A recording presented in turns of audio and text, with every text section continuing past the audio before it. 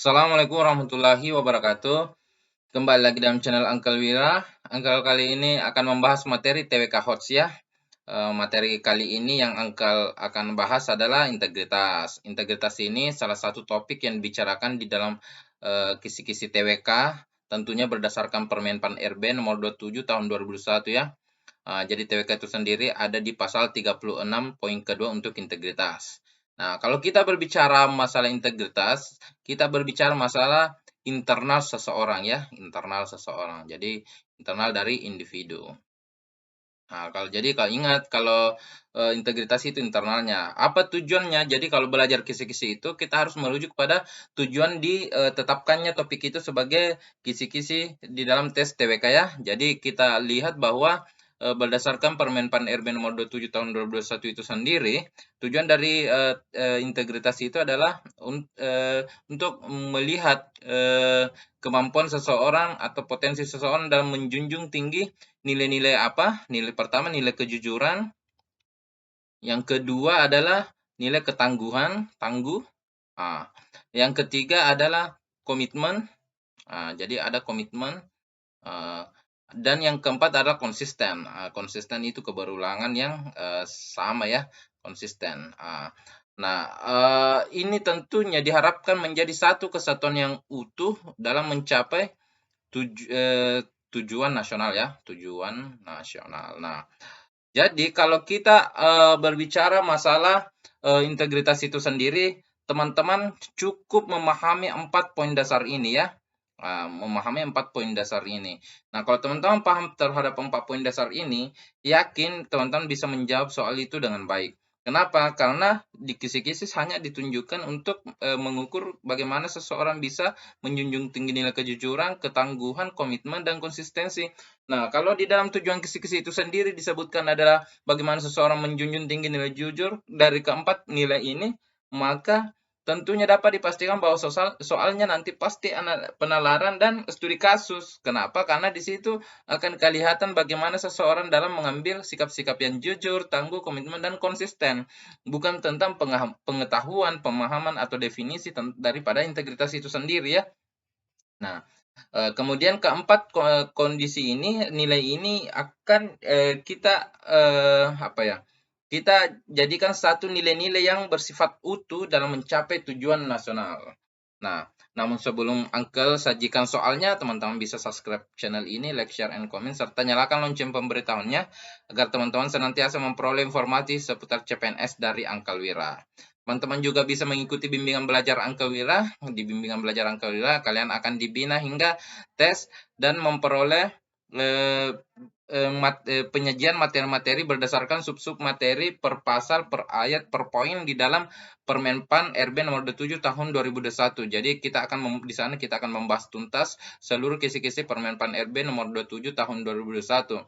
Juga ada pelatihan 2 atau 3 hari sebelum teman-teman tes, maka akan diberikan evaluasi untuk mengukur kesiapan materi teman, kesiapan psikis teman, dan kesiapan strategi teman yang akan diterapkan nanti di dalam tes CPNS 2021 nanti ya.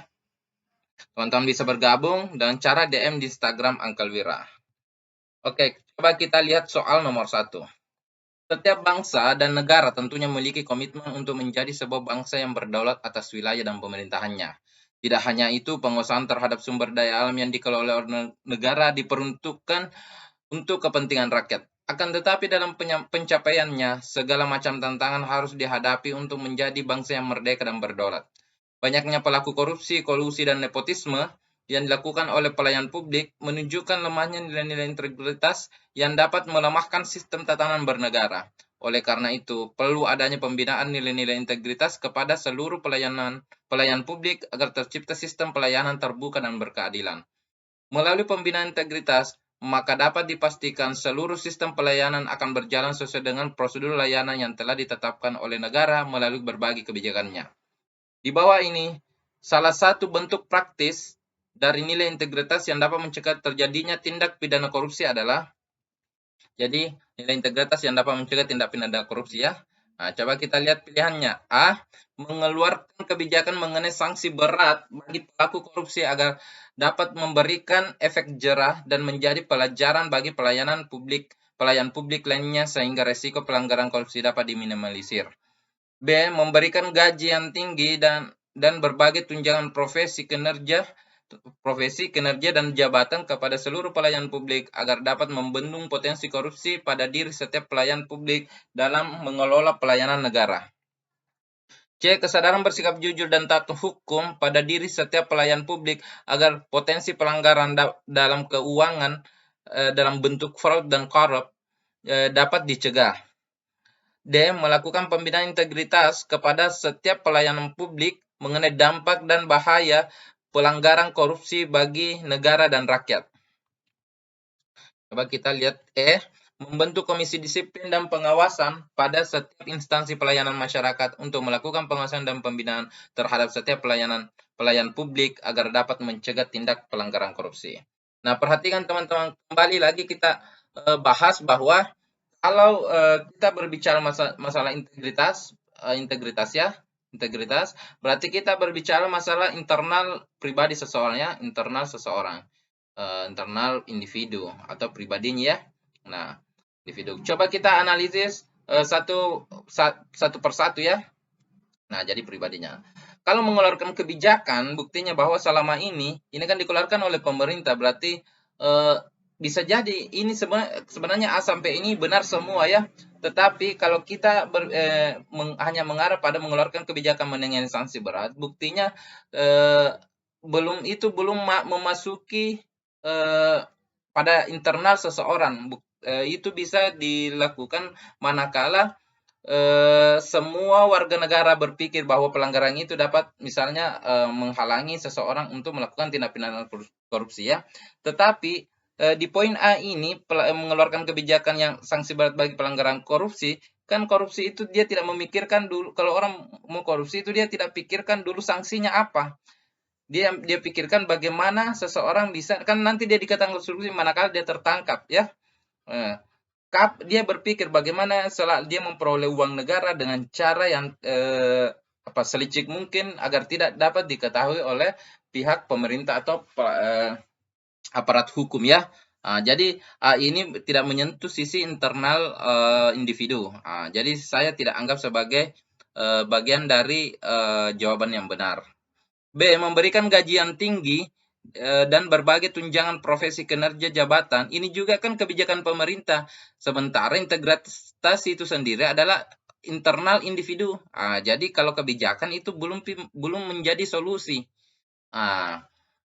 Kalau ini kesadaran bersikap jujur dan taat hukum pada diri setiap pelayan publik agar potensi pelanggaran. Nah, di sini menurut Uncle poin C inilah yang benar. Kenapa? Karena di sini ada kesadaran bersikap jujur, sedangkan integritas itu sendiri internal individu berarti harus ada sikap jujur. Nah, meski tidak ada sanksi yang berat, meski gajinya standar saja, selama individu itu bersikap jujur dan taat hukum, maka dia tidak akan melakukan fraud dan korup ya. Tidak akan melakukan pelanggaran keuangan baik kesalahan maupun korupsi ya. Jadi yang menurut angka benar itu poin C, karena dia menunjukkan internal individu adanya kesadaran bersikap jujur. Kalau dia melakukan pembinaan integritas, ini juga dilakukan oleh negara ya.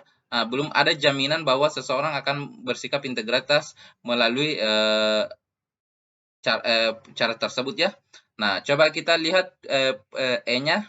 Membentuk komisi disiplin dan pengawasan pada setiap instansi pelayanan masyarakat. Ini juga dilakukan oleh pemerintah ya, membentuk komisi disiplin, melakukan pembinaan, di sini memberikan gaji, mengeluarkan kebijakan, itu dilakukan semua oleh pemerintah. Hanya C yang menunjukkan internal dari individu, kesadaran bersikap jujur dan taat hukum, itu kembali ke individu masing-masing. Nah, ingat integritas itu menyentuh ranah individu seseorang ya. Kesadaran, kejujuran, ketangguhan, komitmen, dan konsisten, ya itu dilihat dari hal-hal yang seperti itu ya. Nah, coba kita lihat soal nomor 2. Bersikap objektif berarti memberikan sebuah penilaian berdasarkan ukuran-ukuran atau kriteria yang telah ditetapkan dengan didukung data dan fakta. Bersikap objektif akan mendekatkan pada keadilan. Jika dalam bersikap hanya berdasarkan selera seseorang atau menduga-duga atau perasaan suka dan tidak suka atau like and dislike, tentu akan menimbulkan ketidakpuasan, kebencian, ketidakadilan, dan perilaku negatif lainnya. Pendidikan yang tinggi, keahlian, pengalaman kerja, dan jabatan yang tinggi belum menjamin bahwa setiap orang memiliki integritas yang tinggi. Namun, perlu adanya kesadaran dalam berbagai hal untuk menjadi pribadi yang memiliki jiwa integritas yang tinggi. Dengan memiliki jiwa integritas akan menjamin kelangsungan pelayanan yang berkeadilan dengan mengedepankan sikap objektivitas. Di bawah ini, sikap yang menunjukkan jiwa objektivitas dalam mencapai pelayanan yang berkeadilan adalah, jadi soalnya itu menunjukkan bagaimana sih kita bersikap objektivitas dalam pelayanan yang berkeadilan ya. Coba kita lihat pilihannya. A. Disiplin dan menjalankan tugas dan bertanggung jawab terhadap hasil pekerjaan yang telah dilaksanakan pada setiap instansi pelayanan. B. Menciptakan lingkungan kerja yang nyaman dan kondusif dalam melaksanakan pekerjaan. C. Menyadari bahwa setiap masyarakat memiliki hak dan kewajiban yang sama dalam hal pelayanan yang diberikan oleh negara terhadap warga negara. D. Bekerja secara prima agar dapat memberikan kepuasan bagi masyarakat sebagai bagian dari menumbuhkan kepercayaan masyarakat kepada negara. E. Menunjukkan sikap ramah dan santun dalam melayani agar tercipta hubungan yang harmonis antara negara dan warga negara dalam menjalankan aktivitas kemasyarakatan bangsa dan negara. Nah, coba kita lihat. Kalau kita tadi berbicara masalah integritas, maka tentunya berbicara masalah internal individu yang terkait. Ingat, kata kuncinya apa di dalam soal adalah objektivitas dalam mencapai layanan yang berkeadilan. Nah, kalau dia objektivitas, salah satu bentuk objektivitas itu, dia tidak lagi memandang bahwa kalau dalam melayani masyarakat, ini keluarga saya, ini bukan keluarga saya, ini orang yang saya suka, ini orang yang saya tidak suka, kemudian yang didahulukan orang yang disuka. Nah, objektivitas itu dia harus adil dan tidak memandang, kita menutup mata dari latar belakang orang yang dilayani dan siapa dia. Nah, itu yang disebut objektivitas ya, sehingga tercapailah layanan berkeadilan. Oleh karena itu, sikap disiplin tidak cukup ya. Disiplin dan bertanggung jawab itu tidak cukup untuk menunjukkan bahwa seseorang itu objektif ya. Jadi poin A ini tidak bisa jadikan sebagai jawaban. B. Menciptakan lingkungan kerja yang nyaman. Itu jelas sekali yang tidak terkait dengan soal ya. Menyadari bahwa setiap masyarakat memiliki hak dan kewajiban yang sama dalam hal pelayanan yang diberikan oleh negara terhadap warga. Nah, kalau Uncle lebih condong ke jawaban di poin C ini. Kenapa? Di sini ada keadilan dan kita menyadari bahwa setiap masyarakat, ketika kita sadar bahwa setiap masyarakat memiliki hak dan kewajiban yang sama, berarti dia harus dilayani dengan pelayanan yang sama pula, dengan tidak memandang bahwa dia ini orang yang kita suka atau tidak suka, atau dia ini adalah keluarga kita. Karena setiap orang, mau keluarga kita atau bukan keluarga kita, dia punya hak dan kewajiban yang sama dalam memperoleh pelayanan yang diberikan oleh negara. Sehingga poin integritas yang menunjukkan jiwa objektivitas dalam mencapai layanan yang berkeadilan itu angka lebih condong kepada jawaban C. Teman-teman juga bisa berpendapat lain ya. Nah, kalau D ini bekerja secara prima agar dapat memberikan kepuasan bagi masyarakat, ini kan tentunya jelas ya, setiap orang harus bekerja secara prima, tapi poinnya di sini adalah objektivitas dan berkeadilan ya.